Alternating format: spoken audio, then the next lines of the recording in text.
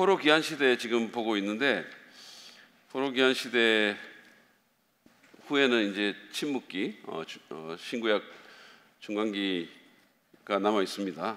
지난번에 우리가 그 앞부분 좀 이렇게 보면서 이 시대의 이제 플레이어들, 이 포로 귀환 시대 때 어떤 사람들이 활동을 했는지 이런 걸 봤죠. 스룹바벨, 총독 스룹바벨, 그분에 의해서 귀환이 이제 1차 귀환이 이루어지고, 여호수아 또는 예수아라고 하는 대제사장과 함께 이렇게 처음에 와서 성전 그러니까 건축 재건이죠. 재건을 이렇게 하려고 했다가 이게 좀 중단되면서 학개, 그다음에 스가랴 이런 선지자들이 이 성전 건축 중단을 이렇게 얘기하면서 다시 시작하라고 이렇게 독려를 했고, 그래서 이제 에스라의 그 에스라가 나중에 또 등장을 하는데, 어쨌든 이 스룹바벨 성전이 516년에 완성이 됩니다. 완성이 되고,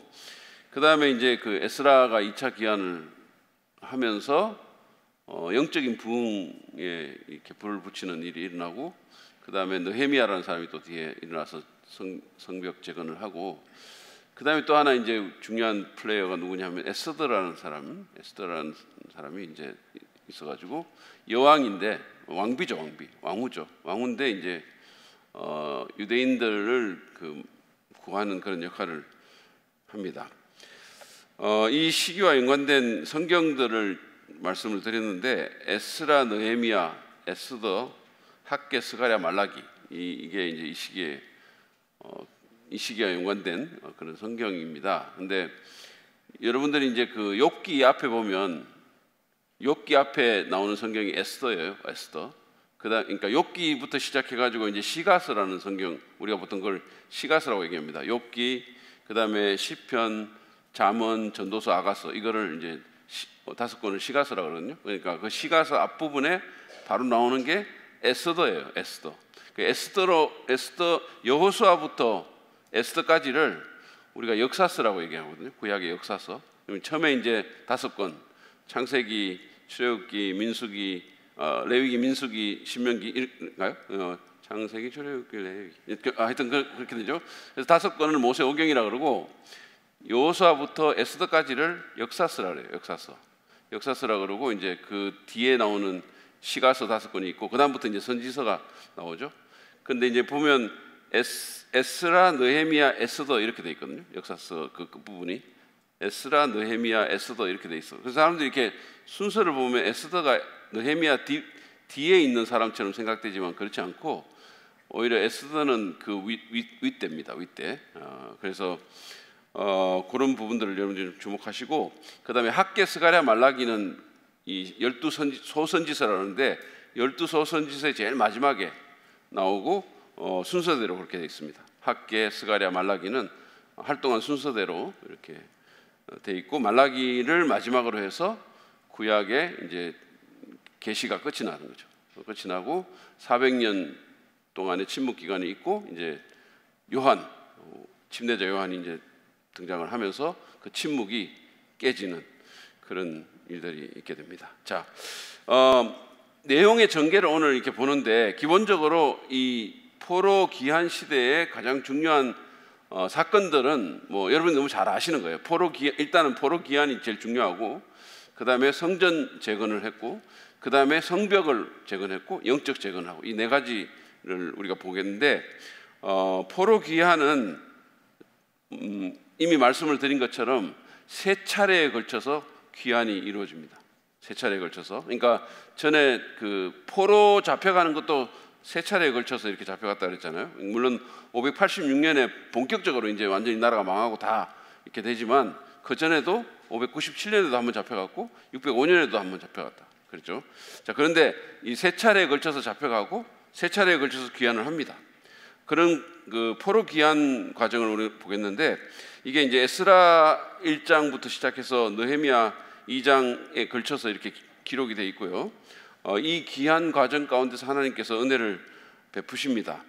먼저 이제 이 포로 귀환을 촉발하게 된 게 뭐냐면 고레스의 칙령이라는 거죠. 고레스의 칙령. 자, 고레스라는 사람은 메데 바사 제국의 왕입니다. 이 사람인데 일반 역사에서는 키루스 2세 이렇게 불리고 있어요. 키루스 2세. 근데 이제 성경에서는 고레스라고 돼 있고, 이 고레스는 아버지가 이제 캄비세스 1세라는 페르시아 왕이었고, 어머니는 메데의 그 공주였었어요. 그러니까 이 두 나라가 합쳐서 메데 바사 제국 또는 미드 페르시아 제국 이렇게 말합니다. 그래가지고 이제 이 고레스가 주전 550년에 왕이 되거든요. 그러니까 주전 550년에 이제 페르시아의 왕이 돼요. 왕이 되는데 이때만 하더라도 이 비옥한 초생딸, 전에 제가 말씀드렸죠. 이쪽에 그 지금 뭐 치면 이제 팔레스타인, 이집트 저쪽부터 시작해가지고 팔레스타인으로 해가지고 저 터키까지 이거를 비옥한 초생딸이라고 이렇게 얘기합니다. 지중해 끼고 초생딸처럼 생겼어요.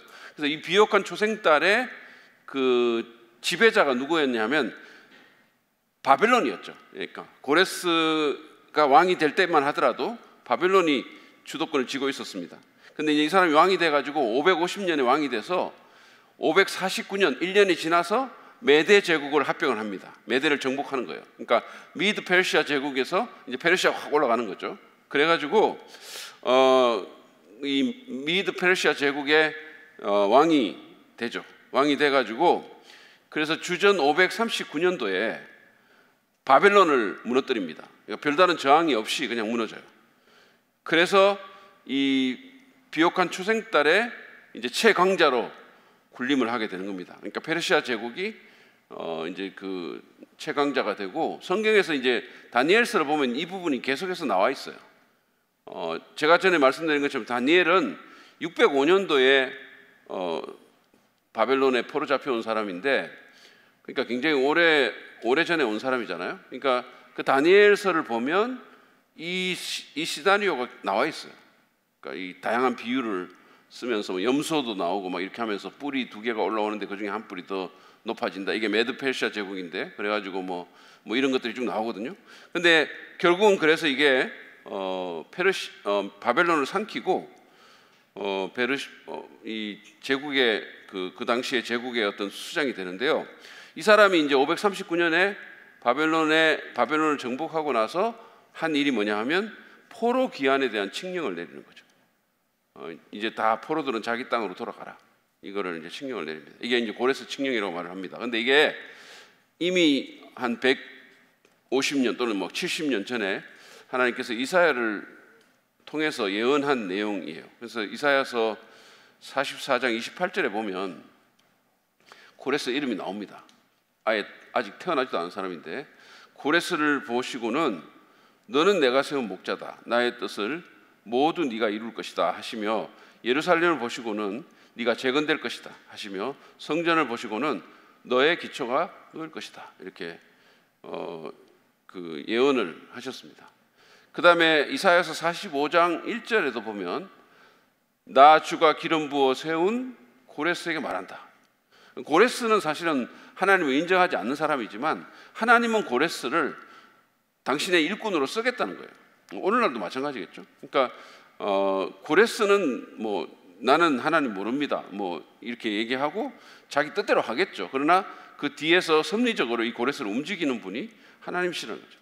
그래서 내가 기름 부어 세운 고레스에게 말한다 이렇게. 그러니까 하나님의 섭리가 없었으면 고레스가 왕이 될 수 없었다라는 얘기예요.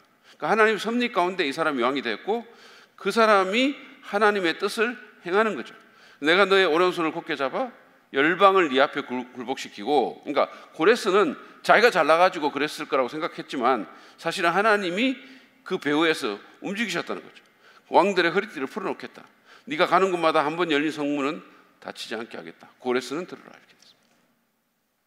자, 그래서 이런 식으로 우리가 보면 역사는 뭐 하나님의 얘기다. 우리가 히스토리는 히즈 스토리다. 뭐 이런 얘기 많이 하잖아요. 그러니까 하나님이 역사의 주관자이십니다. 그러니까 오늘날 우리가 이렇게 보면 뭐 요즘도 뭐 정치철이니까 총선철이니까 뭐 계속 그 분석하는 게 나오고, 그 다음에 뭐 미국 같은 경우에는 이제 또 좀 트럼프 얘기가 나오고, 어떻게 트럼프 같은 사람이 이렇게 계속해서 인기를 이어가냐, 뭐 미국의 백인들 성난 앵그리 백인들 저학력층 백인들입니다. 저학력층의 백인들, 이 또 좀 나이 든 사람들, 이런 사람들이 이제 불안감을 느껴가지고, 왜냐하면 자꾸 이제 소수민족이나 막 이런 히스패닉, 흑인, 뭐 그다음에 여성, 뭐 이런 사람들이 해가지고 자기 자리가 위협받는다고 생각하기 때문에 이제 역반응을 하는 거죠. 그래서 트럼프를 미는데, 이제 이런 것들은 정치적인 분석인데 사실은 이 모든 것들이 하나님의 섭리 가운데 하나님의 뜻을 이루기 위해서 이루어지고 있다라는 거예요. 자, 그러면서 그 성경에 보면 이런 얘기가 나오죠. 왕의 마음도 움직이신다. 이러면 하나님이 왕의 마음도 움직이신다. 그러니까 이거는 그 고레스 사건을 보면 분명하게 알 수 있죠. 그분은 당신의 뜻을 이루기 위해서 왕의 마음도 움직이십니다. 많은 비판자들이 사실은 이 고레스가 귀한 정책을 썼다는 성경의 그 기록에 대해서 좀 이게 말이 되는 얘기냐, 믿기 힘든 얘기다 이러면서 이제 그 비판을 했어요. 그랬는데 사실은 뭐 생각해 보면 좀 이해가 안 가는 측면도 있죠. 왜냐하면 이 고레스는 정복자인데, 이 정복자가 그 당시에 그 왕들은 전부 정복해서 그 땅을 무너뜨리고 포로 잡아가지고 자기 제국 번성시키고 이렇게 하는데, 왜 다시 돌려보내가지고 성전 건축하게 하고 그들이 마치 어떻게 보면 그 힘을 얻을 수 있도록 왜 그런 바보 같은 짓을 하겠냐, 뭐 상식적으로 보면 그렇게 생각할 수 있잖아요. 그래서 많은 비판을 했어요. 그런데 1879년도 3월에 지금 이라크인 바벨론에서 이 원통 하나를 발굴을 했어요. 그것이 모든 논란을 종식시켰습니다. 그러니까 이제 이게 바로 고레스의 원통이라는 거거든요. 그래서 이 실린더라고 얘기를 하는데, 영어로 이거를 이제 학자들이 분석을 해보니까 이게 페르시아의 고레스 왕 시절에 제작된 것으로 확인이 됐어요. 그러니까 이게 지금 대형 박물관에 전시가 되어 있는데, 이 원통에 여러분 보면 글자 같은 게 막 써져 있잖아요. 그러니까 글자가 뭐라고 되어 있냐면 그 문구가 이런 문구가 있어요. 제가 읽어드릴게요. 나는 고레스, 세계의 왕, 위대한 왕, 정정당당한 왕, 사방의 왕이며 위대한 왕, 안샨의 왕이신 캄비세스의 아들이며, 나는 바벨론 그 주민에 대하여 노동자들에게 임금을 안 주는 것과 사회적 신분을 안 주는 제도를 폐지한다. 그러니까 상당히 인권을 이렇게 옹호하는 정책을 썼다는 겁니다. 나는 그들의 무질서한 주거 생활에 안녕을 주었고, 티그리스 다른 편, 그러니까 이 티그리스 강을 중심으로 해가지고 페르시아는 동편에 있죠. 근데 이게 다른 편에 있는 나라들은 뭐 이스라엘도 들어가고 뭐 다양한 나라들이 거기 들어가죠. 그러니까 모압 같은 나라도 들어가고 뭐 이쪽 암몬 같은 나라 들어가잖아요. 그러니까 티그리스 다른 편에 있는 헌납됐던 도시들을 돌려주었다. 그 땅은 오랫동안 폐허가 된 거룩한 땅으로 나는 이전에 원주민들을 모아서 그리로 돌려보냈다, 이렇게 됐어요. 그러니까 이게 고고학적으로 발굴이 돼서 이거를 반박할 수가 없게 되는 이런 상황이 생긴 거죠. 자, 그래서 어쨌든 539년도 왕이 되고 이제 칙령을 발표해 가지고 538년 정도부터 이제 이 이스라엘 사람들이 이제 고국으로 돌아갑니다. 근데 칙령이 있고 나서 금방 귀환하지 않은 거예요. 칙령을 바로 발표했는데 한참 동안 계속해서 그들이 바벨론에 그냥 있습니다. 머물다가 이제 한 1, 2년 있다가 나가는데, 이게 왜 그랬을까? 어떻게 생각하면 어려운 것 같지만 어떻게 생각하면 굉장히 쉬운 얘기죠. 왜냐하면 그게 이미 바벨론에 정착이 된 상황이니까. 그러니까 그 삶의 터전을 버리기가 쉽지 않죠. 그죠? 그리고 바벨론은 그 당시에 뭐 가장 강대국이었으니까 그 나라의 그 모든 좋은 것들을 버리고 폐허가 된 땅으로 다시 돌아가서 이거를 건축한다는 게 그게 얼마나 고생스러운 일입니까? 이게 쉽지 않은 일이잖아요. 그죠? 그래서 사람들이 주저한 거죠. 돌아가는 길도 위험 부담이 있고, 여행이 뭐 쉬운 일입니까? 여행이 요즘처럼 그렇게 막 내비돼 있고 뭐 고속도로 깔려 있고 뭐 자동차를 운전하고 이런 게 아니잖아요. 그러니까 결국은 이 안전지대가 된 거죠. 바벨론이 어느 순간에 그들의 안전지대가 됐는데, 그 안전지대를 떠난다는 게, 아무리 내가 하나님 백성이고 아무리 거기 가서 내가 뭐 예배의 자유를 누린다 하더라도 여기서 내가 너무 이제 정착했고 좋은 게 너무 많고 여기 안전지대가 있으니까 떠나기가 쉽지 않은 거죠. 그래서 주저하다가 나중에 떠나죠. 그리고 다 떠난 것도 아니고 일부가 떠납니다. 그러니까 결국은 하나님의 역사, 이 성전이 재건되고, 그러니까 우리가 이 영적인 또는 하나님 나라의 역사로 이렇게 보면 결국은 그 주역이 누구냐면 떠나간 사람들이에요. 바벨론에 남아있는 사람이 아니고 떠나간 사람들이에요. 그러니까 우리가 그 당시의 입장에서 보면 바벨론에 남아있는 사람들이 훨씬 더 안락했겠죠.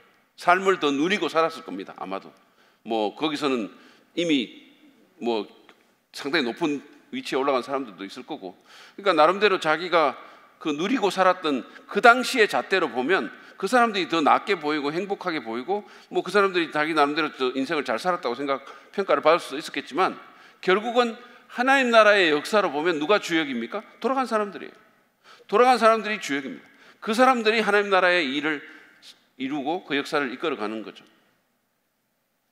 그러니까 결국은 우리가 선택해야 되는 문제예요. 오늘날도 마찬가지예요.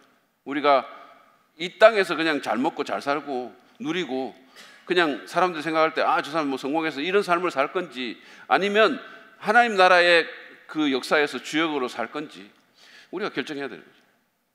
어디에 내가 우선순위를 두고 살 건지, 어떤 헌신을 할 건지. 자, 그 다음에 세 번째로 우리가 보면 지도자들의 인도를 보면, 이제 귀한 상황에 보면 항상 지도자들이 있었죠. 지도자들이 있습니다. 그래서 이제 그 스룹바벨, 에스라, 느헤미야라는 지도자들이 인도를 해서 이게 이루어집니다. 그냥 돌아가라 그러니까 자발적으로 그냥 돌아온 게 아니고 지도자들이 있었고 그 지도자들의 이끌림에 의해서 이루어진 거죠. 그래서 3차에 걸쳐서 한 5만 명 이상이 자기 땅으로 이제 돌아옵니다. 우리가 지금 생각하면 5만 명 그러면 별거 아닌 것 같은데, 그 당시에는 큰 숫자입니다. 작은 숫자는 절대 아니에요. 그 당시에 인구가 지금처럼 그렇게 많지 않았잖아요. 그래서 어쨌든 그래도 어떤 학자들은 한 10만 명까지 보는 학자들도 있어요. 근데 한 5만 명 정도 우리가 본다면, 이 사람들이 이제 돌아와서 그래서 이제 재건을 하는 건데, 이 일을 이제 격려하고 이끈 사람들이 누구냐면 지도자들이다. 지도자들이 그들을 인도하고 격려하고 사명감을 고취시켜서 일을 이루는 거죠. 그러니까 하나님께서 지도자를 통해서 일하신다. 그러니까 지도력이 굉장히 중요하다는 사실을 우리가 기억할 필요가 있어요. 제가 몇 번 제 책에도 쓰고 여러분들한테도 말씀드렸는데, 저는 제가 좋아하는 말이 모든 것의 성패는 지도력에 달려있다라는 말을 좋아해요. 이게 리 러버슨이라는 분이 한 말인데, 모든 것의 성패는 지도력에 달려있다. 영어로는 everything rises or falls on leadership 이렇게 돼 있어요. 그러니까 모든 것이, 어떤 것이 무너지거나 일어나거나 하는 것은 결국은 지도력이다. 지도력에 달려있다. 그러니까 교회도 마찬가지입니다. 교회도 여러분 지도력이 중요한 거예요. 그래서 우리 교회에 경건한 목자 리더십이 계속 많아져야 되는 이유가 거기 있는 거예요. 중요합니다. 여러분 한번 생각해 보세요. 왜 프로 스포츠 팀에서 그렇게 많은 돈을 주고 감독을 데리고 오겠어요? 선수들 잘 뛰는데 거기 김연경도 있고, 예를 들어서 여자 프로 배구 같은 경우 김연경도 있고 엄청나게 잘하는 선수들이 A급들이 있잖아요. 그래서 선수들 쫙 모아놓고 하면 되지. 왜 그렇게 또 비싼 돈 주고 외국에서 감독 데리고 올까요? 지도력이 중요하기 때문에 그런 거예요. 아무리 좋은 선수들이 많아도 그들을 격려하고 동기부여하고 전략을 세우고 이끄는 지도력이 없으면 그게 그냥 안 되는 겁니다. 그러니까 그들이 그렇게 많은 돈을 지불하고 감독들을 모셔오는 거예요. 교회도 마찬가지입니다. 좋은 리더들을 세우기 위해서 투자해야 된다. 기도해야 된다. 훈련해야 된다. 그리고 제가 전에도 말한 것처럼 그 리더십이 어떤 포지셔널리 직위적으로 또는 공적으로만이 아니라, 리더십은 결국은 영향력이에요. 영향력이 리더십이거든요. 그럼 여러분들이 어떤 공적인 포지션이 없다 하더라도 우리는 다 영향을 끼치는 사람으로서 리더예요. 그럼 내가 좋은 영향을 끼치는 좋은 리더가 되겠다.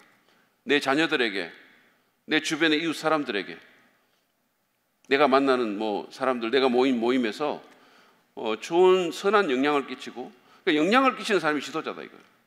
그러면 그 사람은, 사람들이 영향을 끼치는 사람이라는 말은 그 사람을 신뢰한다고 신뢰하고 그다음에 그 사람을 따르고 이런 마음이 드는 거죠. 어떻게 보면. 자, 이 세 번의 그 기한을 보면 표를 한번 보여주세요. 보이실지 모르겠지만 그 표를 보면 이거 네, 보이십니까? 아마 안 보이실 수도 있어요. 그러니까 1차 기한은 스룹바벨이 인도했고 주전 538년도에 인원이 49,897명 이 성경에 쓰여져 있어요. 이 인원은. 그리고 이제 스가랴 이게 에스라죠. 라죠.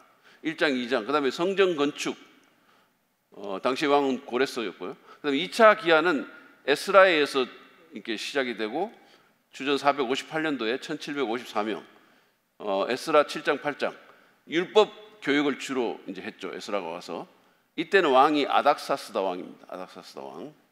요 위에 왕이 아하수에로 왕이고 그 아하수에로의 왕비가 에스더였었어요. 그 다음에 3차가 느헤미야고 주전 444년인데 느헤미야 때는 인원이 기록이 안 돼 있어요. 그러니까 이게 얼마나 느헤미야와 같이 왔는지 잘 모르겠어요. 여기 느헤미야 1장 2장에 이렇게 보면 와서 성벽을 건축합니다. 예루살렘 성벽을 재건하죠. 아닥사스 왕 때. 자, 이렇게 되어 있고요. 그 다음에 이제 두 번째로 우리가 보는 것은 성전 재건인데 이 성전 재건은 이스라엘의 정체성을 회복하기 위한 이스라엘 재건의 핵심입니다. 이스라엘의 정체성을 회복하기 위한 이스라엘 재건의 핵심이에요. 자, 이때 여러분 그 돌아온 사람들, 포로에서 돌아온 사람들에게 뭐가 있었냐면 정체성의 위기라는 게 있었어요. 결국은 이들이 돌아왔는데 아무것도 남은 게 없는 거예요. 성전도 없고 아무것도 없어요. 그러면 결국은 자기 땅으로 돌아오긴 했지만 정치적으로는 여전히 그들이 페르시아의 속국이고 나라가 없는 거예요. 이스라엘은 여전히 망한 나라입니다. 망한 나라고 그 다음에 뿐만 아니라 그들이 이방 땅에 오래 살았기 때문에 이방인들과 동화가 많이 되어 있었겠죠. 뭐 인종까지도 혼혈이 된 사람들이 꽤 있었을 겁니다. 그러니까 결국은 정체성의 위기에 직면한 거예요. 내가 누군가?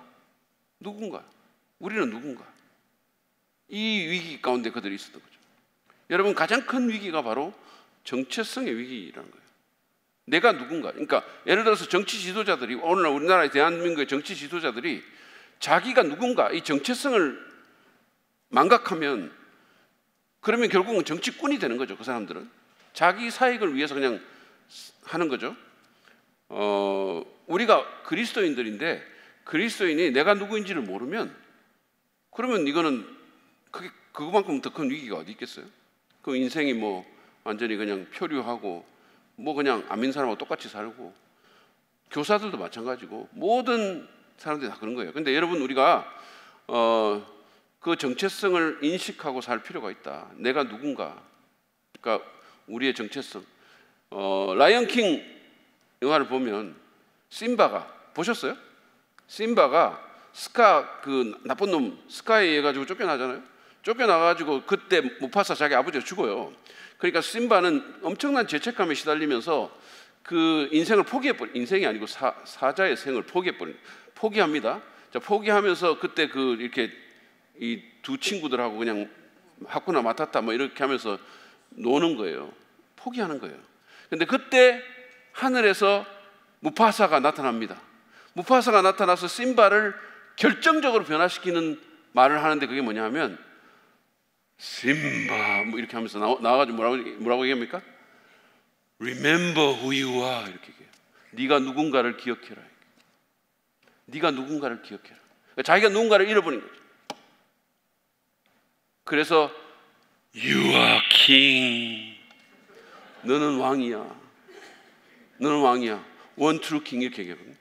그러니까 정체성을 확인시켜 주는 거예요. 너 지금 거기서 이렇게 멧돼지하고 놀고 이런 게 아니고 너는 왕이야. 너는 이 정글, 이 프라이드랜드의 One true king이야. 그래서 자기가 깨닫게 돼요. 아, 내가 내 정체성이 왕이구나. 내가 왕이구나. 그럼 왕처럼 행동해야지. 왕이 돼야지. 이래가지고 이제 다시 가서 그 프라이드랜드를 회복하잖아요. 그게 라이언 킹의 스토리잖아요. 여러분 우리는 회사원이기 이전에 주부이기 이전에 뭐 무슨 사업하는 사람이기 이전에 우리는 그리스도인이에요. 우리가 하나님의 백성이라는 사실을 반드시 기억하시기 바랍니다. 자, 두 번째로, 그러면 이 정체성의 위기 가운데서 성전을 지은 것은 바로 성전을 중심으로 정체성을 회복하려고 했다. 이 백성들의 정체성을 회복하고 그들을 하나로 묶는 게 바로 성전이다. 이스라엘에게는 이 성전이 그런 역할을 했던 거죠. 그래서 스룹바벨이 이 학개와 스가랴의 도움을 받아가지고 성전 재건을 하는 겁니다. 이게 원래 536년에 이제 들어가가지고 중단을 해요. 그래서 거의 한 10몇 년 동안 중단돼 있다가 520년에 재개가 돼가지고 한 4년 만에 다시 짓게 되는 거죠. 이런 일이 있게 됩니다. 자, 에스라 6장을 보시면 학개 선지자와 이도의 아들 스가랴가 성전 공사를 격려하였다. 유다의 원로들은 계속하여 성전을 지었고 공사는 순조롭게 진행되었다. 그들은 이스라엘 하나님의 명과 페르시아의 왕 고레스와 다리우스와 아닥사스다의 칙령을 따라서 성전 짓는 일을 끝낼 수 있었다. 성전 건축이 끝난 것은 다리우스 왕 6년 아달월 3일이다. 그때 제사장들과 레위 사람들과 사로잡혀 갔다가 돌아온 사람들과 모든 이스라엘 백성은 기뻐하면서 하나님의 성전 봉헌식을 올렸다. 하나님께 이 성전을 바치면서 그들은 수소 100마리와 순양 200마리와 어린 양 400마리를 바치고 온 이스라엘을 위한 속죄 제물로는 이스라엘 지파의 수대로 순염소 12마리를 바쳤다. 그렇게 한 다음에 그들은 갈래별로 제사장을 세우고 무리별로 레위 사람을 세워서 모세의 책에 기록된 대로 예루살렘에서 하나님을 섬기는 일을 맡아보게 하였다. 마침내 이제 하나님의 백성으로서 이 모습이 갖추어지는 겁니다. 그래서 이때 봉헌된 성전을 바로 스룹바벨 성전이라고 부르는데 이거는 솔로몬 성전이고요.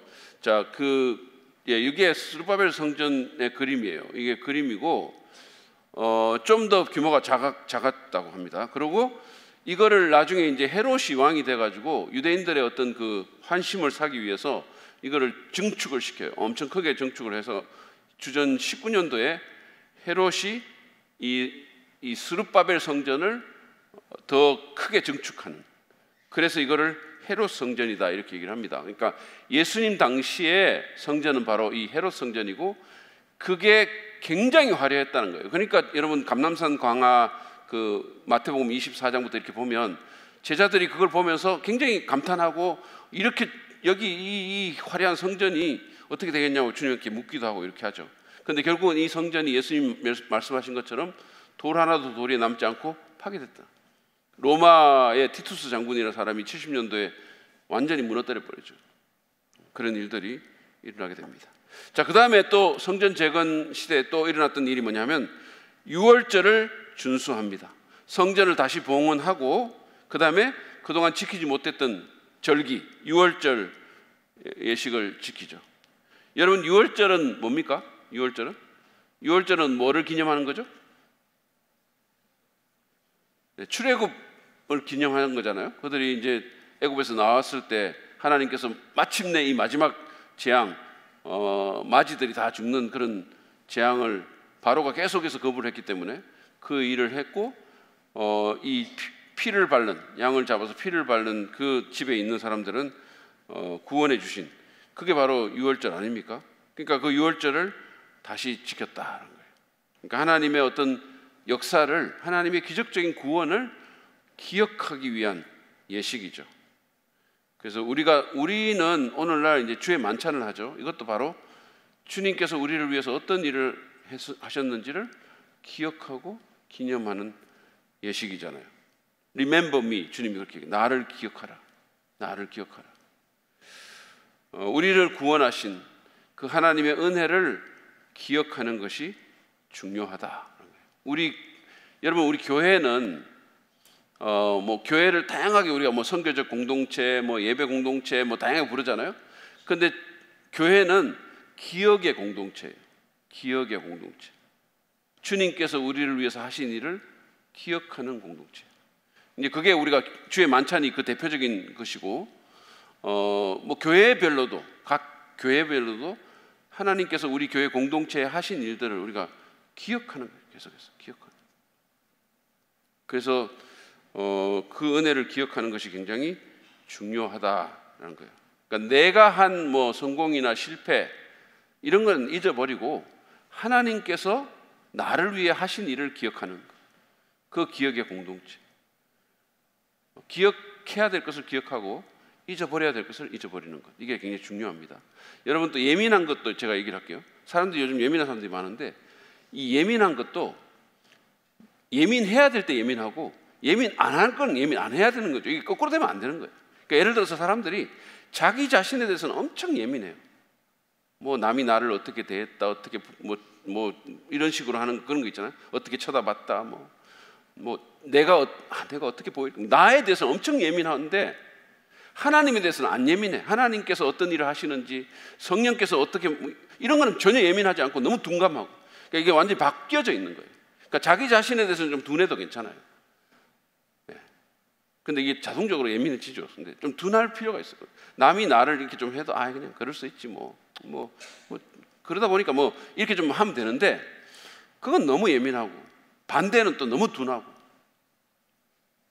자, 에스라 6장 19절부터 21절에 보면 이렇게 있습니다. 사로잡혀 갔다가 돌아온 이들은 첫째 달 14일에 유월절을 지켰다. 원래 그 지키라고 한 그 날짜입니다. 제사장들과 레위 사람들은 일제히 몸을 씻고서 정결 예식을 치렀다. 그런 다음에 레위 사람들은 돌아온 이들 모두와 동료 제사장들과 자기들이 먹을 유월절 양을 잡았다. 잡혀갔다가 돌아온 이스라엘 자손들이 그것을 먹었다. 그들은 2일 동안 무교절을 즐겁게 지켰다. 그러니까 유월절이 있고 그 다음에 이제 바로 이어서 무교절이라는 게 나옵니다. 무교절은 이제 그 이스트 않는 빵 먹고 이렇게 하면서 이제 그 이스라엘에서 하나님께서 자기들을 건져주신 이집트에서 건져주신 부분을 계속 기억하는 절기예요. 자, 그 다음에 세 번째, 이 시대 때 일어났던 세 번째가 뭐냐면 영적 재건입니다. 자, 성전을 포로에서 귀환해서 성전을 재건하고 그 다음에 성전을 재건하는 것에 그치는 것이 아니라 영적인 재건을 합니다. 이게 이제 2차 귀환을 선도한 에스라에 의해서 이루어지죠. 에스라가 백성들에게 말씀을 가르쳐서 부흥을 일으키는데 이게 이제 에스라 7장에서 10장, 느헤미야 7장부터 10장 이런 데 나와 있습니다. 자, 첫 번째 거기 보면 하드웨어와 소프트웨어라고 제가 써놨는데 성전을 재건한 것은 하드웨어죠. 하드웨어. 성전을 재건한 것은 하드웨어를 만든 거예요. 근데 더 중요한 게 뭐냐면 영적 재건입니다. 그래서 결국은 이 율법학자 에스라를 내세워서 심령의 부흥을 깨하신 거죠. 여러분, 교회에 건물 짓는 거 이거는 사실은 하드웨어잖아요. 하드웨어. 우리가 외적인 종교는요, 내적인 각성이 있을 때만 의미가 있는 거예요. 제가 전에도 말씀드린 것처럼 이 형식보다는 내용이 중요한데 그렇다고 형식이 필요하지 없는 건 아니죠. 물을 담는데 이게 사실은 이 안에 있는 물이 내용인데 이거를 위해서 이게 있는 거예요. 이걸 위해서 이게 컵이 있는 건데 그러나 그렇다고 컵이 중요하지 않은 건 아니죠. 컵이 없으면 물을 담을 수가 없으니까. 그러니까 형식도 필요하고 하드웨어도 필요한데 그러나 더 중요한 것은 이 안에 있는 거고 이거를 위해서 이게 있다는 사실을 언제나 기억해야 돼요. 우리가 여기 예배당 성전, 이거 성전도 아니고 예배당 건물이 있는데 예배당 건물이 중요한 게 아니고 우리의 영적인 헌신, 우리의 예배 이런 거를 담기 위해서 이게 있는 거예요. 그거를 언제나 기억하셔야 돼요. 이것 때문에 있는 게 아닙니다. 사람들이 이게 우선순위가 뒤바뀌면 있잖아요. 완전히 이상한 일들이 벌어져요. 그래서 막 이것 때문에 아무것도 못하고 뭐 이런 일들이 벌어지는 거죠. 자, 그래서 뭐 우리가 그 소프트웨어를 어쨌든 내적 각성 이런 게 중요하다. 이것을 반드시 기억해야 돼요. 우리가 우리 교회에 오는 사람들이 항상 그런 얘기를 합니다. 예배당 예쁘다고. 예배당 정말 아름답다. 뭐 예쁘다. 근데 그것보다 더 중요한 것은 우리가 아름다운 사람이 되는 거예요. 우리 마음이 아름다워지고 우리 심령이 아름답고 정말로 멋있고 이래야지 좋은 거지. 예배당 건물은 좋은데 들어보니까 사람들이 뭐 이건 그냥 너무 이상하고 표정 안 좋고 인상 쓰고 말 함부로 하고 만약에 그렇다면 근데 예배 앵앵하고 싸늘하고 이러면 이게 무슨 의미가 있겠어요?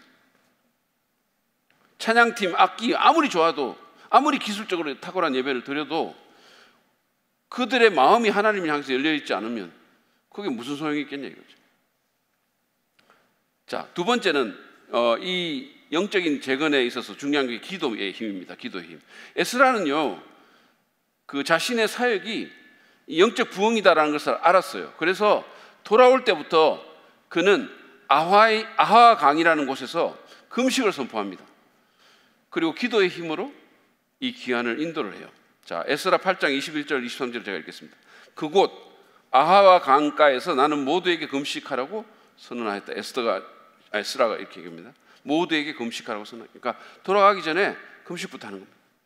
우리는 하나님 앞에서 우리와 우리 자식들 모두가 재산을 가지고 안전하게 돌아갈 수 있도록 하나님 보살펴 주시기를 엎드려서 빌었다. 우리는 금식하면서 안전하게 귀국할 수 있도록 보살펴 주시기를 하나님께 간절히 기도드렸으며 하나님은 우리의 기도를 들어주셨다. 이렇게 되어 있습니다.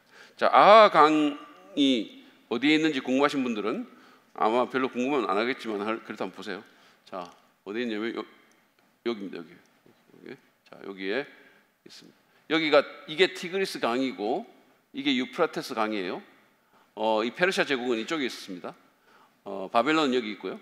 그리고 페르시아 제국에서 결국은 이제 이 바벨론을 무너뜨리죠. 느헤미야가 있었던 수산이라는 곳은 이곳이에요. 이쪽, 그러니까 티그리스 강 동편에 여기가 수산이고, 아브라함이 나왔던 갈대아 우르라는 곳은 여기에 있습니다. 여기에 있고, 에스겔이 활동했던 그발 강가는 여기가 그발 강. 강은 여기. 자, 이렇게 해서 이제 이렇게 먼 길을 해가지고 그들이 예루살렘으로 돌아옵니다. 보통 일이 아니에요, 사실. 자, 그랬고요. 그 다음에 회개 운동을 한번 보시죠. 에스라가 돌아와가지고 이제 이스라엘 공동체를 봤는데 에스라가 직면한 문제가 뭐였냐면 자폰입니다. 이게 그 이방인들하고 아무렇게나 결혼하는 문제. 그래서 그 중에는 방백들, 그러니까 그 지도자들급에도 이런 일이 있었고, 심지어 제사장도 이방인 여자들과 결혼을 했어요. 근데 이게 사실은 오늘날 우리가 국제 결혼하는 그런 개념이 아니고, 이 이방인하고 결혼한다는 것은 뭐냐면 그들의 종교를 수용한다는 그런 의미가 있고, 실제로 솔로몬이 그래가지고 넘어갔잖아요, 영적으로. 이게 사실은 그런 문제가 있다는 사실을 꼭 기억하셔야 돼요. 이게 지금 우리가 무슨 국제 결혼 이런 게 아니고 그거하고는 다른 차원, 영적인 차원이 거기 있습니다. 그래서 에스라가 이 사실을 알고 겉옷과 속옷을 뜯고 심지어는 막 머리카락을 뜯으면서 수염을 뜯으면서 자해를 자백하는 그런 장면이 나옵니다. 에스라 9장 1절부터 3절이에요. 지도자들이 나에게 와서 말하였다. 이스라엘 백성은 제사장이나 레위 사람들마저도 이방 백성과 관계를 끊지 않고 이방 사람의 딸을 아내로 또는 며느리로 맞아 들었으므로 주변의 여러 족속의 피가 거룩한 핏줄에 섞여갑니다. 지도자와 관리라는 자들이 오히려 이러한 일에 앞장을 씁니다. 이 말을 들은 나는 너무나 기가 막혀서 겉옷과 속옷을 찢고 머리카락과 수염을 뜯으면서 주저앉았다. 너무 가슴이 아팠던 거죠. 그리고 10장 6절에 보면 밥도 안 먹고 물도 마시지 않고 금식하면서 밤새도록 웁니다. 이게 이제 이런 지도자의 참회가 이 회개 운동에 불을 붙이게 되는 거죠. 그래서 에스라 10장 1절에 보면 에스라가 하나님의 성전 앞에 엎드려 울면서 기도하며 죄를 자백하자 이스라엘 사람도 남자, 여자, 어린아이 할 것 없이 많은 무리가 에스라 주변에 모여서 큰 소리로 슬피 울었다. 그래서 이제 이 회개한 거. 그러니까 오늘날 우리에게 결여된 것 중에 하나가 뭐냐면 죄에 대해서 아파하는 마음이 없다. 너무 우리가 이 세상 문화에 너무 동화가 많이 돼서 우리 자신의 죄에 대해서 아파하는 마음이 별로 없어요. 부끄러워하는 마음도 별로 없고. 에스라가 보면 이런 옛날 개혁성경에 얼굴이 얼굴이 뜨끈해진다 그런 표현이 나와요. 이 수치심이 사라져. 오늘날 수치심이 사라지고 사회 분위기가 그렇잖아요. 수치심이 사라지고 사람들이 무슨 도덕적인 개념이 완전히 상대적으로 가가지고 텔레비전 같은 데 나와도 뭐 너무 옛날 같으면 부끄러워서 말도 못하는 일들을 막 하고 유튜브 같은 데도 보면 막 그러잖아요. 이게 부끄러움을 못 느끼고 죄에 대해서 아파하는 마음이 없는 이런 사회의 분위기가 오늘날 우리 그리스도인에게까지 전염이 돼가지고 이게 너무 이 마음이 어떻게 보면 강팍해진 거죠. 자, 이 사람들이 이렇게 이제 지도자의 회개로 말미암아 죄를 회개하고 이게 감정적으로 표현만 한 게 아니라 행동으로 드러납니다. 그래서 회개의 열매를 맺었어요. 돌아서는 거예요. 여러분, 이 회개라는 말은 헬라어로는 메타노이아라고 얘기를 하는데, 메타노이아는 change of mind, 생각을 바꾸는 거거든요. 생각을 바꾸는 건데, 히브리어로 슈브라는 단어는 돌이킨다라는 의미가 있어요. 그러니까 결국은 이 회개가 그냥 생각만 바꾸는 게 아니라 결국은 돌이키는 겁니다. 내 삶을 돌이키는 거예요. 단순한 감정적인 반응이 아니고 죄에서부터 돌이키는 거죠. 죄를 버리고 죄에서부터 돌이켜. 이번에 우리 중고등부 아이들이 연합수련회 갔을 때 그 타이틀이 우상을 불태우다 이거였거든요. 우상을 불태우다. 우상을 불태우고, 이게 회개입니다. 우상을 내려놓고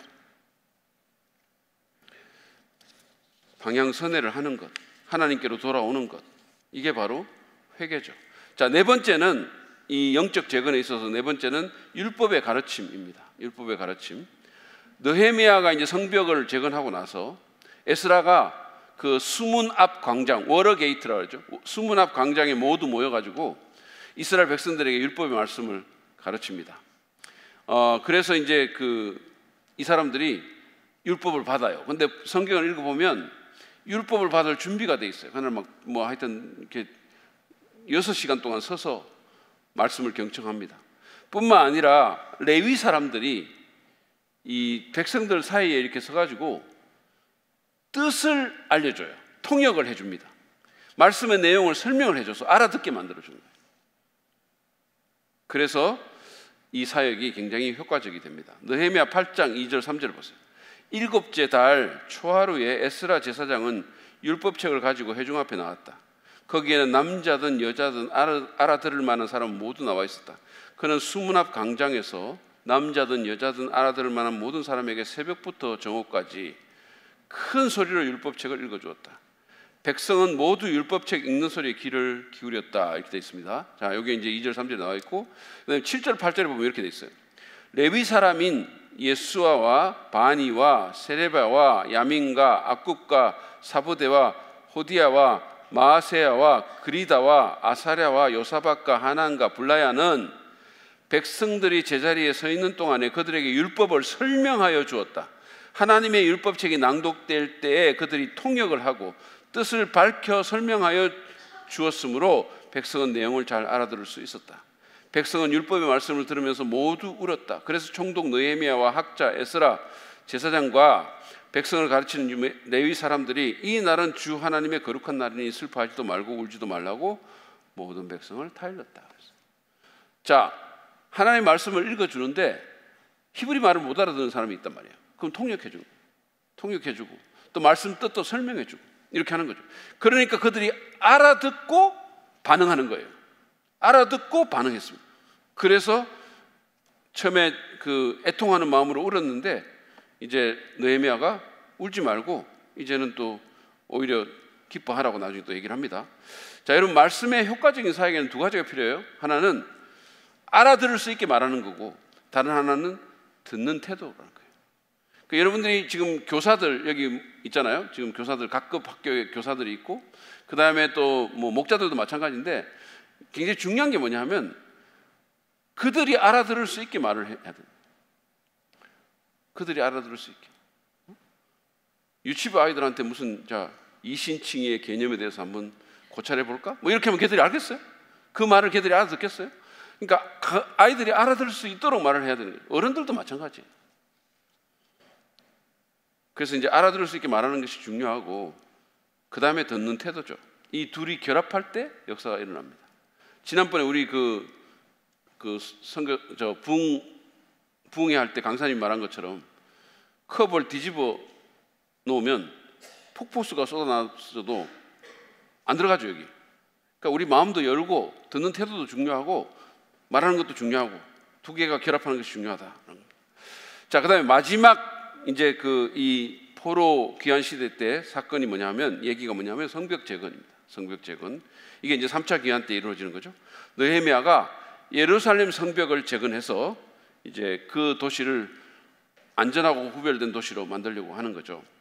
성벽 재건을 하는 그림을 한번 보여주시죠. 자, 여러분, 저는 이걸 보면서, 이 그림을 보면서 참 얼마나 기가 막혔을까. 이게 아니 이걸 보고 내가 할 수 있겠다라는 생각이 들었을까, 이런 생각이 들었어요. 근데 엄청난 일을 그들이 해냈죠. 결국 엄청난 일. 제가 여러분 우리 교회 건축할 때 이 동네에 있는 교회들 많이 다녔거든요. 이 동네에 있는 교회들을 많이 다녔어요. 짓고 있는 교회들도 가보고 뭐 이렇게. 근데 한 번은 여기 근처에 있는 어떤 교회를 갔는데 거기는 그걸 그러니까 그 건축업자가 하는 게 아니고 자기들이 그냥 하는 거를 직영이라 합니까? 뭐 하여튼 뭐 그런 거 있잖아요. 그렇게 한다고 얘기를 하더라고. 그 보니까 교회 전도사님하고 막 전부 뭐 이 복장 그걸 하고 장화 신고 막 장로님하고 막 이렇게 해가지고 막 뭐 나르고 막 이런 걸 본 거예요. 그래서 제가 그걸 보면서 야, 진짜 대단하다. 우리 같으면 이걸 할 수 있을까? 이렇게 할 수 있을까? 나부터 이렇게 할 수 있을까? 나는 죽는다. 나는 이렇게 하면. 이런 생각이 들었어요. 그거 지고 막 이렇게 하는 걸 보면서 정말 대단하다 이렇게 생각이 들었거든요. 여러분, 이 성벽 재건이라는 거 이게 보통 일입니까? 보통 일이 아니잖아요. 근데 이걸 해낸 거죠. 근데 왜 그러면 이 성벽 재건을 했냐? 이게 단순히 그냥 뭐 멋있게 만들려고 한 게 아니고 성벽이 무너져 있잖아요. 그러면 그 당시에는 이게 그 말은 뭐냐면 이 도시가 안전하지 않다는 겁니다. 누구든지 들어올 수 있다는 얘기죠. 누구든지 들어올 수 있으면 그게 어떻게 돼요? 이게 물리적으로도 안전하지 않을 뿐만 아니라 영적으로 안전하지 않죠. 혼합주의가 막 횡행하고 예배도 제대로 드릴 수가 없고, 그렇기 때문에 반드시 이거를 재건을 해야 이 성전을 지은 것이 완성이 되는 거예요. 그들이 이방의 어떤 문화나 다른 우상의 영향을 받지 않고 제대로 예배를 드릴 수 있는 거죠. 자, 이 개혁은, 이 성벽 재건은 어떻게 시작됐냐? 관심과 기도로 시작이 됩니다. 느헤미야는 이제 아닥사스다 페르시아 왕의 술관원이었어요. 그거는 굉장히 높은 자리라고 제가 말씀드렸죠. 이게 왕이 신뢰하지 않으면 그 자리에 올라갈 수가 없어요. 왜냐하면 그 미리 마셔보고 이게 독을 탔는지 안 탔는지 그거를 자기가 해야 되는 상황이고, 그렇기 때문에 측근이 하는 건데 굉장히 신임받는 자리에 느헤미야가 있었습니다. 그러니까 안락한 삶을 누리고 있었겠죠. 당연히. 그런데 이 사람이 자기만의 안락에 만족하지 않고 유대 사람들, 돌아간 사람들, 예루살렘의 형편을 물었어요. 그러니까 이게 무너져 있다는 사실을 알게 된 거예요. 이 관심이 성벽의 재건이라는 위대한 역사를 이루는 시발점이 된 겁니다. 자, 성경에 느헤미야 1장부터 제가 한번 1장 1절부터 한번 읽어볼게요. 20년 기스를 월 내가 도성 수산에 있을 때, 아까 봤죠, 수산이 어디 있는지. 나의 형제 가운데 하나인 하나니가 다른 사람들과 함께 유다에서 왔기에 이리로 사로잡혀 오지 않고 그곳에 남아있는 유다 사람들은 어떠한지, 예루살렘의 형편은 어떠한지를 물어보았다. 그들이 나에게 대답하였다. 사로잡혀 오지 않고 그 지방에 남은 사람들은 거기에서 고생이 아주 심합니다. 업신여김을 받습니다. 예루살렘 성벽은 허물어지고 성문들은 다 불에 탔습니다. 이 말을 듣고서 나는 주저앉아서 울었다. 나는 슬픔에 잠긴 채로 며칠 동안 금식하면서 하늘의 하나님께 기도하며 아뢰었다. 이런 관심, 이게 하나님의 역사를 시작하게 한 겁니다. 우리에게도 이런 관심이 필요한 거죠. 여러분은 우리 교회에 관심이 있으십니까? 여러분은 다른 사람들에게 관심이 있으세요? 교회 안 나오는 사람들, 또는 뭐 우리 지금 잘 안 보이는 사람들, 또는 영적으로 약한 사람들, 초신자들, 관심이 있으세요? 여러분은 우리 다음 세대들에 관심이 있습니까? 우리 청년부, 우리 중고등부, 초등부, 유치부 관심이 있으세요? 그들의 어떤 상태에 대해서 마음 아파하고 기도하는 그런 마음이 있습니까? 이게 회복의 시작이에요. 제가 다음 세대에 대해서는 특별히 제가 여러분들이 좀 관심을 많이 가져야 될 것 같아요. 많이 좀 가져주세요. 다음 세대. 제가 우리 크리스찬 청년이 멸종 위기종이라고 했잖아요. 여러분 지금 큰일 났어요. 우리 관심 가져야 돼요. 마음 아파해야 돼요. 그뿐만 아니라 한국의 전체가 사실은 그렇습니다. 지금 뭐 한국 교회 인구가 인원이 10분의 1로 줄어들었어요. 10분의 1로. 대한민국 인구의 10분의 1로 줄어들었어요. 근데 그 중에서 또 진짜 제대로 예수 믿는 사람이 몇 명이나 되겠어요? 자, 두 번째, 함께하는 개혁입니다. 느헤미야의 개혁은 함께하는 개혁. 그러니까 이 사람이 아주 지혜롭게 이방 아닥사스 왕의 허락을 얻고 후원을 얻어서 예루살렘에 이릅니다. 그리고는 그 지역을 미리 답사를 해요. 아주 용의주도하게. 지도자가 마땅히 해야 될 일이에요. 그리고는 이제 사람들에게 비전을 심어주고 사람들을 성벽 재건의 그 프로젝트에 참여를 시킵니다. 그러니까 느헤미야가 위대한 지도자인 것은 그가 사람들을 참여시켰다는 거예요. 자기 혼자 일 다 한 게 아니라 동기부여해서 참여시켜서 그 위대한 일에 함께 하도록 격려했어요. 여러분, 부흥은 결코 혼자 이루지 못합니다. 하나님의 일은 혼자서 못해요. 우리가 함께 해야 됩니다. 어떤 교회가 건강하고 힘 있는 교회인가? 주일날 예배당에 사람이 많이 모이는 교회인가? 단순히 그렇지 않아요. 일꾼이 많은 교회가 힘 있는 교회, 일하는 사람이 많은 교회, 봉사하고 나가서 전도하고 이런 사람이 많은 교회가 진짜 힘 있는 교회입니다. 느헤미야 2장 17절 18절 이렇게 돌아보고 난 다음에 나는 비로소 관리들에게 말하였다. 여러분이 아는 바와 같이 우리는 지금 어려움에 빠져 있습니다. 예루살렘은 폐허가 되고 성문들은 불탔습니다. 이제 예루살렘 성벽을 다시 쌓읍시다. 남에게 이런 수모를 받는 일이 다시는 없어야 할 것입니다. 나는 또한 나의 하나님이 선하신 손길로 나를 잘 보살펴 주신 일과 왕이 나에게 한 말을 그들에게 말하였다. 그랬더니 그들은 공사를 시작하겠다고 나에게 다짐하였고 힘을 내어 기꺼이 그 보람 있는 일을 시작하였다. 격려한, 사람들을 격려하고, 성경에도 히브리서에 말하자면 사랑과 선행을 격려해라. 여러분, 그 카누라는 거 아시죠? 카누 경기하는 거. 그 9인조 카누가 있거든요. 9인조 카누가 있는데 그 9인조 카누는 앞에 4사람, 뒤에 4사람 앉아 있고 중간에 한 사람 앉아 있어요. 그 앞에 4사람, 뒤에 4사람 뭐 하는지 아세요? 이걸 젓는 사람입니다. 그런데 중간에 앉아 있는 사람은 아무것도 안 해요. 그냥 이건 북칩니다. 이건 뭐 이렇게 하면서 아무것도 안 해요. 안 저어요. 근데 그 9인조 카누 경기에서 제일 중요한 사람이 누구냐? 그 중간에 있는 사람이에요. 그 사람이 계속해서 격려하는 사람이에요. 효과적으로 노를 젓도록 균형을 맞춰주고 격려하는 일을 계속하는 거예요. 그 사람이 없으면 못해요. 그래서 우리 공동체에 격려자가 필요한 겁니다. 격려자, 서로를 격려해줘요. 오늘날 무너뜨리는 사람들이 얼마나 많습니까? 마음 상하게 만들고 낙심하게 하고 너는 안 돼 그러고 이런 사람들 얼마나 많아요. 우리는 그런 사람이 되는 게 아니라 격려해주는 사람. 문제점 지적하고 물론 그런 사람도 필요하겠죠. 지적하고 이렇게 하는 사람도 필요하겠죠. 그렇지만 그런 것보다 더 중요한 사람이 누구냐? 격려하는 사람이에요. 좀 부족하더라도 으쌰으쌰 해주고, 그래도 이거는 또 잘하시잖아 이렇게 해주고, 이렇게 해야지 계속 지적하고 왜 이렇게 못하냐 그러고. 여러분, 칭찬은 고래도 춤추게 한다 아시죠? 네, 우리 격려하는 공동체 됩시다.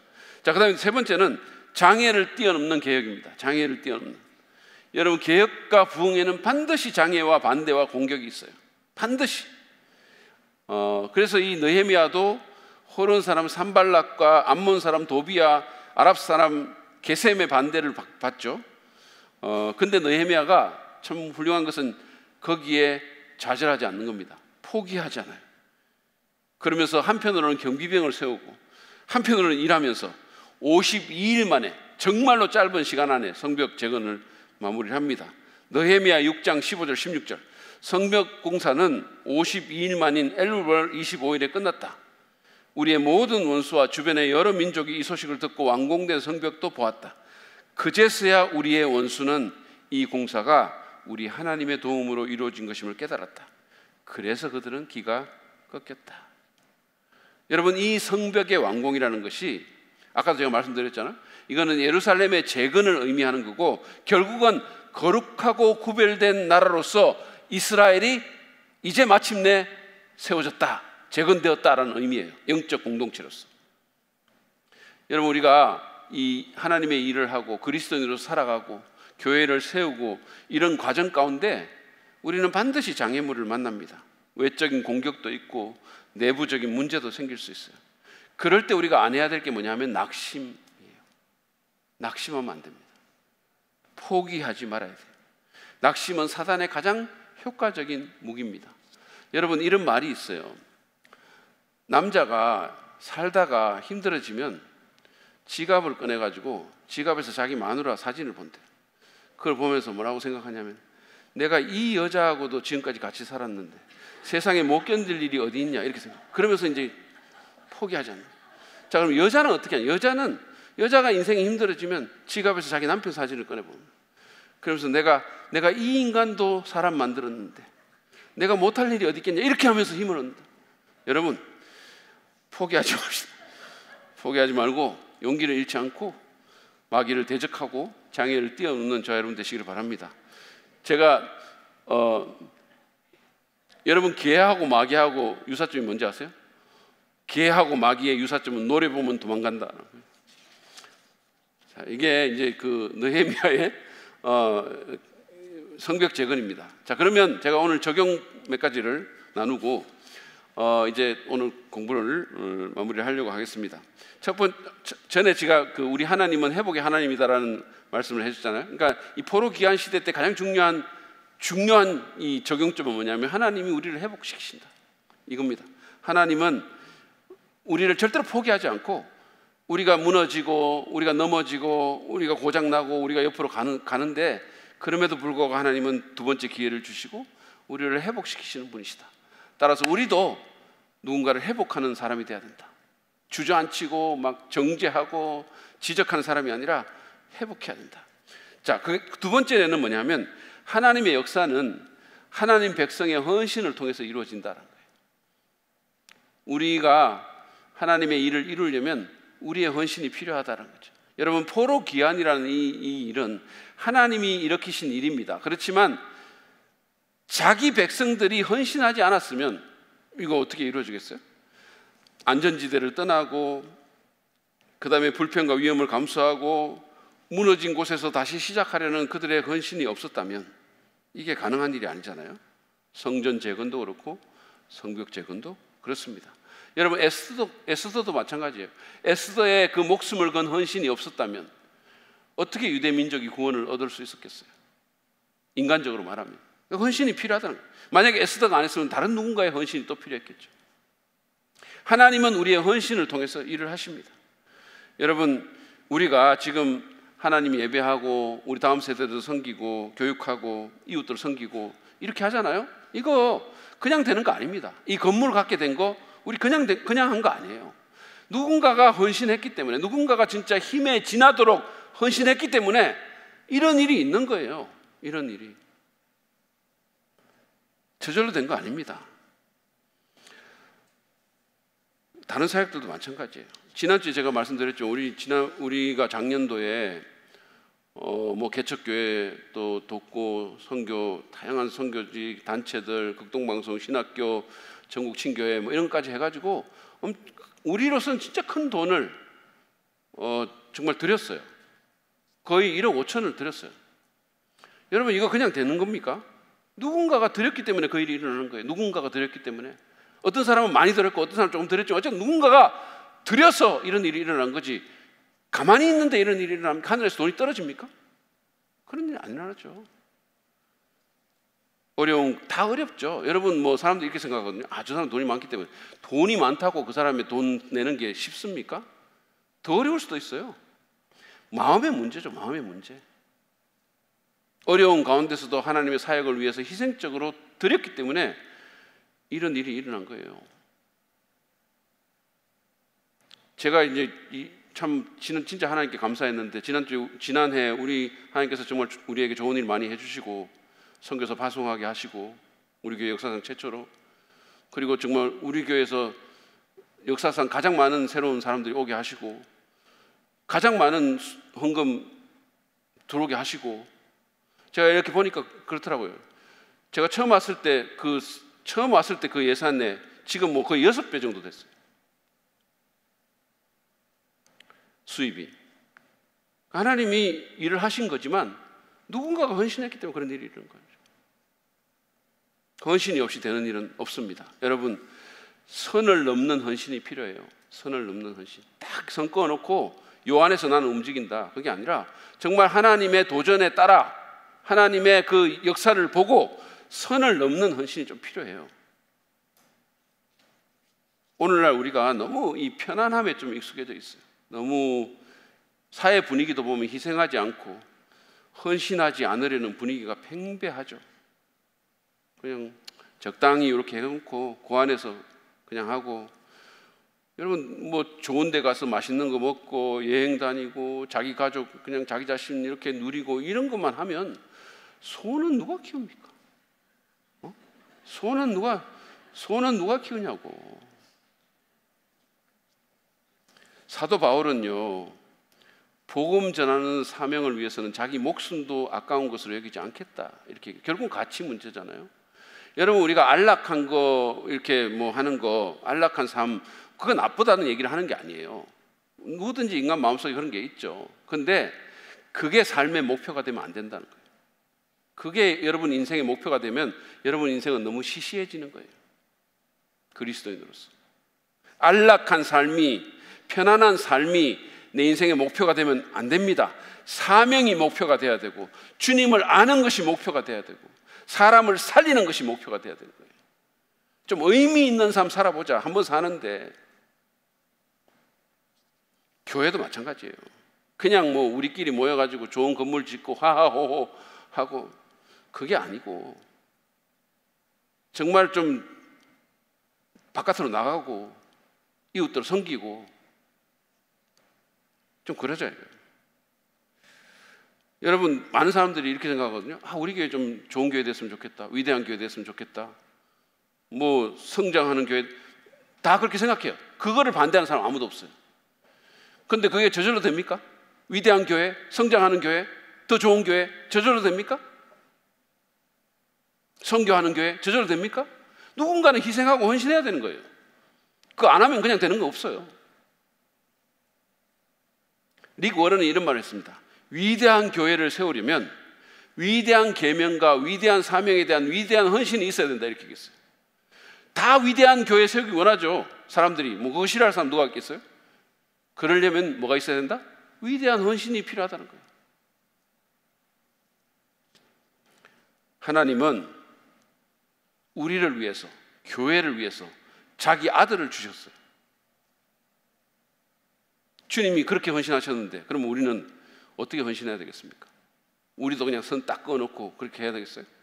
우리도 주님께 헌신해야 되지 않겠습니까? 헌신을 통해서 주님이 일하신다는 거 기억하세요? 또 다른 적용 하나 하겠습니다. 그것은 뭐냐면, 우리가 기도하면 하나님이 일하신다는 거예요.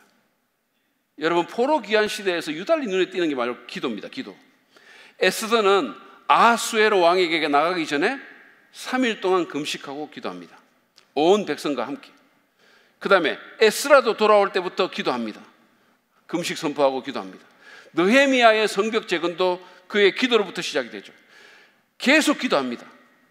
여러분, 기도는 하나님의 일을 이루는 데 있어서 결코 옵션이 아니에요. 기도는 필수입니다. 하나님은 우리의 기도를 듣고 일하시기로 작정하셨어요. 예레미야 33장 3절은 이렇게 말씀합니다. 개역개정으로 제가 읽습니다. 너는 내게 부르짖어라. 내가 네게 응답하겠고 네가 알지 못하는 크고 은밀한 일을 네게 보이리라 그랬어요. 역사상 모든 부흥운동은 기도로부터 시작됩니다. 오순절 역사가 있기 전에 120명의 제자들이 다락방에서 기도합니다. 간절히 기도했습니다. 무디의 부흥이 있기 전에도 YMCA에서 사람들이 점심때 모여가지고 기도했어요. 제가 이번에 이제 전국 친교회, 경인 친교회 말씀 전하기 위해서 도림교회라는 곳을 어제 갔어요. 여러분 그거 아십니까? 제가 간 사실조차 아시나요? 제가 따라가자고는 말을 안 하겠어요. 제가 가서 설교를 했거든요. 그래서 도림교회 갔더니 그 표어가 원래 표어가 뭐냐면 기도로 삶을 이끄는 해. 기도로 삶을 이끄는 해. 그러면서 그 밑에 뭐가 적혀 있냐면 잔 낙스가 한 말인데요. 그게 스코틀랜드의 종교개혁자죠. 잔 낙스가 기도하는 한 사람이 기도하지 않는 한 민족보다 강하다. 그게 적혀 있더라고요. 따라합시다. 기도하는 한 사람이 기도하지 않는 한 민족보다 강하다. 그게 적혀 있더라고요. 그래서 제가 이제 그 목사님하고 얘기를 하는데, 뭐 기도에 대한 현수막이 여기도 붙어 있고 저 뒤에는 또 뭐 기도 우선, 염려보다 불평보다 기도 우선 뭐 이런 게 적혀 있더라고요. 그래서 이제 얘기를 하는데 그분이 그런 얘기를 하는 거예요. 자기 교회가 있는데, 도림교회가 있는데, 인천에 있는데 그 바로 얼마 전 직전에 안상홍 하나님의 교회라는 이단이 큰 교회가 있는 거예요. 있고 거기서 좀 얼마 조금 더 가면 뭐가 있냐면 여호와의 증인 본부가 있대요. 그 자기들은 이 기도를 안 할 수가 없다. 자기들은 정말로 이거는 그 사단의 해가 있는, 기도해야 된다, 뭐 이런 얘기를 합니다. 근데 우리도 뭐 여기 뭐가 뭐 본부가 없을지는 몰라도 사단은 여기서도 열심히 일합니다. 우리 기도해야 돼요. 여러분, 이런 말이 있어요. 마귀는 우리가 기도 시간 줄이는 것을 무엇보다 기뻐한다. 왜냐하면 기도가 마귀의 힘을 줄이는 것을 알기 때문이다. 이런 얘기가 있어요. 그래서 열심히 기도합시다. 교회가 잘 되면 마귀가 그걸 두고 보지 않거든요. 교회가 잘 되면 마귀가 두고 보지 않습니다. 그러니까 지금이야말로 우리가 기도할 때다. 간절히 기도할 때다. 자꾸 무슨 뭘 마귀가 자꾸 이렇게 작업을 해요. 사람들의 마음을 막 이렇게 흩어놓고 뭐 하고 왜 그래야 되냐, 뭐 어째야 되냐, 뭐 이런 이렇게 뭐 이간질하고 이렇게 합니다. 그래서 우리가 이거 우리가 막을 수가 없는 거예요. 우리가 어떻게 막습니까? 기도해야 되는 거예요. 기도. 우리가 일하면 우리가 일하지만 우리가 기도하면 하나님이 일하신다. 반드시 기억하세요. 우리가 일하면 우리가 일하지만 우리가 기도하면 하나님이 일하십니다. 영원한 결과를 낳는 그 어떤 일도 기도 없이 이루어지지는 않습니다. 자, 또 다른 적용점입니다. 참된 부흥은 말씀으로 비롯된다. 하나님 말씀으로 비롯된다. 여러분, 포로 귀환 시대 때 이스라엘 백성들이 바벨론에서 예루살렘에 돌아오면서 성전 짓고 성벽 재건하고 하잖아요. 근데 그거는 제가 아까 말한 것처럼 그 하드웨어죠. 근데 이게 사실은 그냥 정적인 목적이 아니라 예배의 회복을 위한 하드웨어입니다. 근데 예배의 회복을 위한 하드웨어가 있으면 예배라는 소프트웨어가 제대로 돼야 되잖아요. 부흥은 바로 그런 겁니다. 소프트웨어가 하드웨어보다 더 중요하죠. 심령의 부흥이 중요한데 그 심령의 부흥이 뭘로 이루어지냐? 말씀으로. 말씀이 선포되고 사람들이 그 말씀을 알아들었을 때 눈물로 회개하고 자기 길을 돌이키죠. 부흥은 영어로 리바이벌이라고 얘기를 하거든요. 리바이벌. 근데 이거는 사실 일반인들도 요즘 부흥을, 뭐 경제적인 부흥 뭐 이런 부흥을 쓰잖아요. 근데 이게 리바이벌인데 라틴어로 레비비스코라는 데서 나온 거예요. 그럼 레비비스코는 무슨 뜻이냐면 생명을 되찾다, 소생하다 이런 거예요. 영적 소생, 이게 부흥입니다. 사람이 많아지는 게 부흥이 아니라 영적으로 생명을 되찾는 것, 회복되는 것, 이게 부흥이에요. 그럼 그게 어떻게 되냐? 하나님의 말씀으로 된다. 하나님 말씀으로. 하나님의 말씀을 뭐라고 그럽니까? 생명의 양식이다, 이렇게. 생명의 양식이다. 양식 안 먹고 어떻게 소생합니까? 그죠?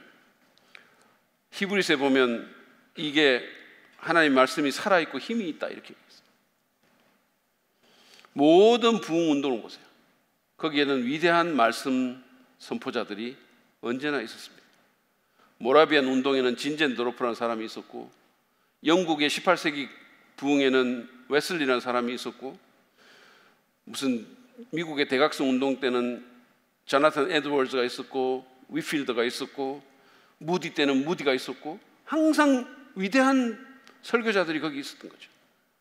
하나님의 말씀이 사람들의 마음을 움직일 때 영적인 회복이 일어나고 심령의 소생이 일어나는 거예요.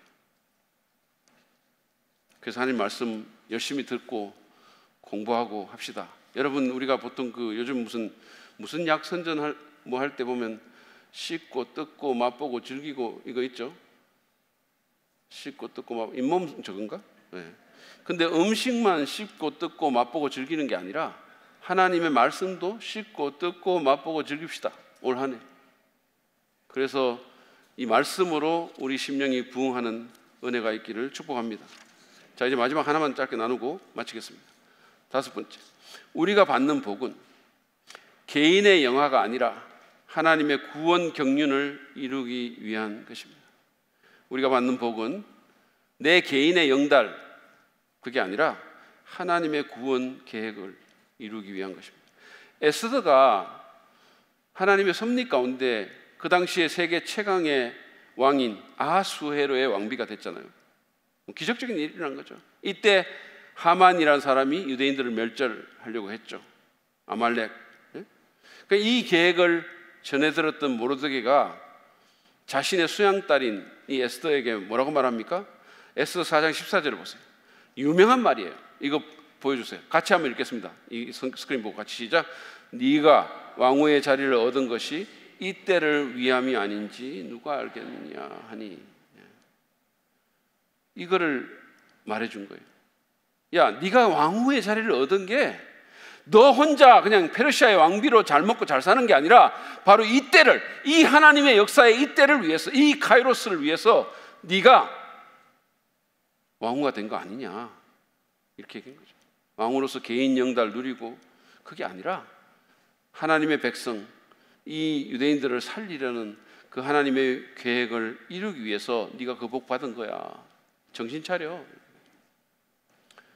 느헤미야도 마찬가지잖아요. 느헤미야가 아닥사스다의 술관원이 된 것도 예루살렘 예배 공동체를 보호하기 위한 성벽 재건을 위해서 하나님이 그를 그 자리에 앉힌 거예요.